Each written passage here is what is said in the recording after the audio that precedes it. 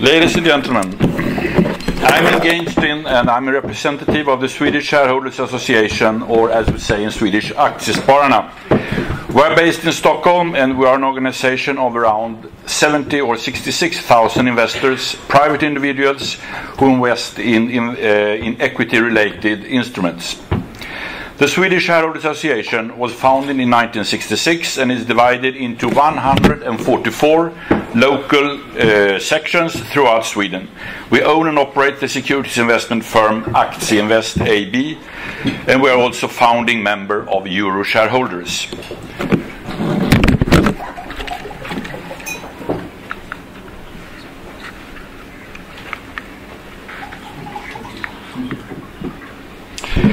The main objective of the Swedish Shareholders Association is, of course, to defend minority shareholders' rights, i.e. to safeguard the interests of our members. We strive to be experts in Swedish individual stock ownership, corporate and stock market law, and taxation of stocks and stock-related products. And we render legal and tax advisory services to our members, as well as education. To represent our members in best possible way, we attend approximately 500 shareholders meetings a year and raise our voice in matters of members' interests. We also publish the monthly magazine Aktiespararna, the shareholder. Finally, but not less important, we provide low-cost trading services through Aktieinvest AB.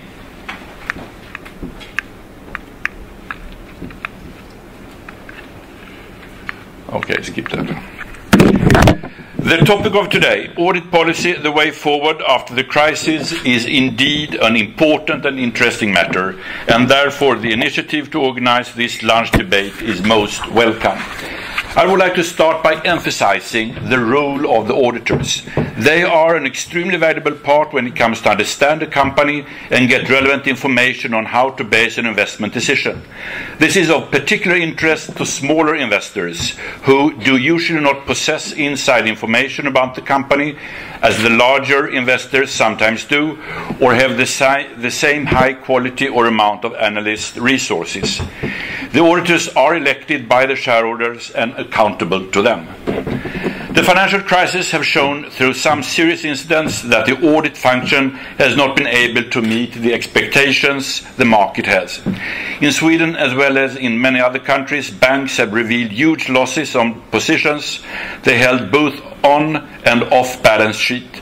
How could that happen in light of the clean audit reports the auditors had given for those periods? This leads us, of course, to the conclusion that the role and scope of the audit should be further discussed and scrutinized in the general context of a financial market regulatory reform. Due to these failings from the auditor side, we have seen, among other things, recent initiatives on an EU level. First, the Green Paper, Audit Policy Lessons from the Crisis, followed by proposals for a new directive amending the older one on statutory audits of annual accounts and consolidated accounts, and regulation on specific requirements regarding statutory audit of public interest matters. In the opinion of the Swedish Shareholders Associations, these proposals include a lot of good thinking and suggestions, but they also give proof of the more rigid attitude to self-regulation. We have in the Scandinavian area good experience of self-regulation, and we are spokesmen of such governance form. I would like to comment on some of the proposals and begin with what we consider of greatest importance, the quality of the audit process. As said earlier, the quality of the audit process is of significant importance, in particular to the minority shareholders. The more relevant information that is available about the company, the better for the shareholders. The key issue is therefore, according to us, to extend the auditor's mandate. Historically, this mandate has only been based on historical information, but it should also encompass forward-looking information provided by the company. Yes. The auditors have privileged access to key information about the company and would therefore be able to provide an assessment of the Board of Directors' economic and financial outlook of the company, and also further assessment on various risks that the company faces. We believe that type of information would create added value to the minority shareholders. I would like to call for an extension of the auditor's mandate. To summarize, the auditors should provide comfort on the financial health of the company and set substance over form in the auditing process. Ask the auditors, for example, which are the most significant risks of the company and how are these risks treated? Which are the give an assessment on the company's routines to reduce risk? Most interesting for the shareholders to have the auditors' views on these matters.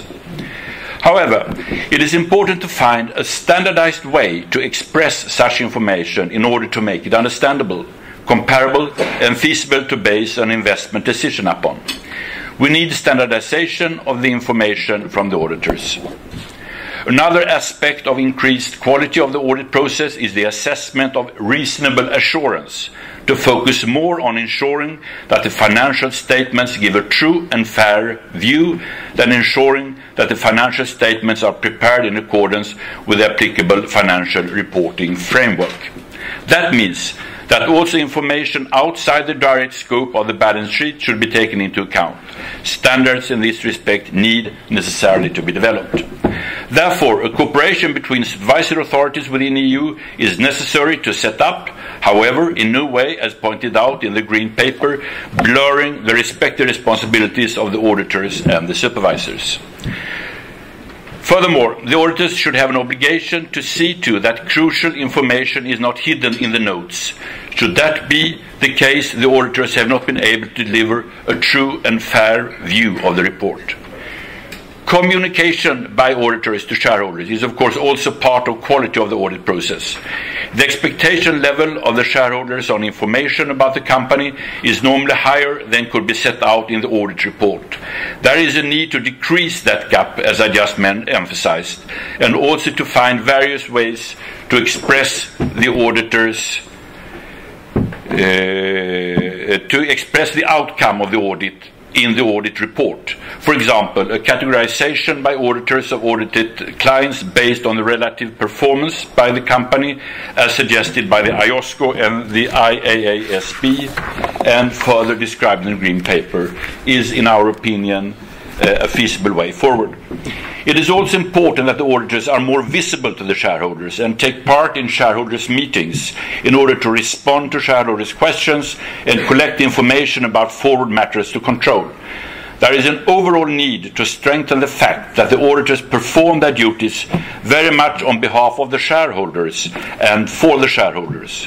The Swedish Corporate Governance Code prescribes that at least one of the company's auditors should be present at the annual general meeting with the shareholders. This is the opportunity to have a dialogue with the auditors about the audit.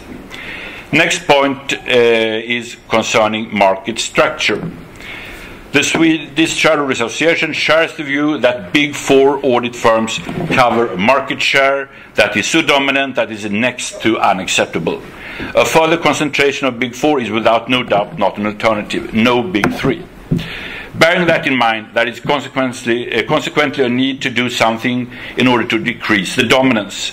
The way forward is, according to the Swedish Shareholders Association, to find ways to support for the group of audit firms just below the Big Four to grow.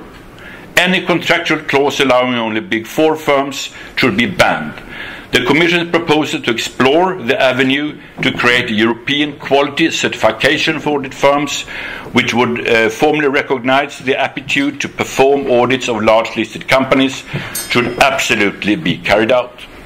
The other proposals by the Commission, such as mandatory rotation and re-tendering, as well as joint audit consortia, are not feasible since they will impose unacceptable costs to the companies, which at last will be borne by the shareholders. These increased costs would hardly entail better quality of the audit process. However, to have to choose between two evils might lead me to the conclusion that the concept of joint audit consortia could be a possible tool for an interim period in order to fight concentration. Am I running out of time? Or No, on the contrary, I think you still have 65 minutes. 65? Okay. Just a couple of more minutes. Don't worry, I think It is also possible that the reduction in the liability for damages on part of the audit firms might increase competition and make it easier for medium-sized audit firms to grow. This issue needs to be further analyzed. Finally, I would like to comment on another important issue, the independence of audit firms and auditors. There is no doubt that independence of auditors and audit firms is vital to the audit process. However, not to forget that independence is an issue in relation to the board of directors and management, not in relation to the shareholders. The Commission points out that it would like to reinforce this independence without specifically explaining what is wrong with today's independence. It is therefore difficult to understand the reasons behind the Commission's proposal to have a third party to appoint and remunerate the auditors, as well as to understand the reasoning behind the proposal of mandatory rotation. In any case, the Swedish Shareholders Association opposes to the idea to leave to third party, presumably a public regulator, to appoint and decide about remuneration to the auditors. It does not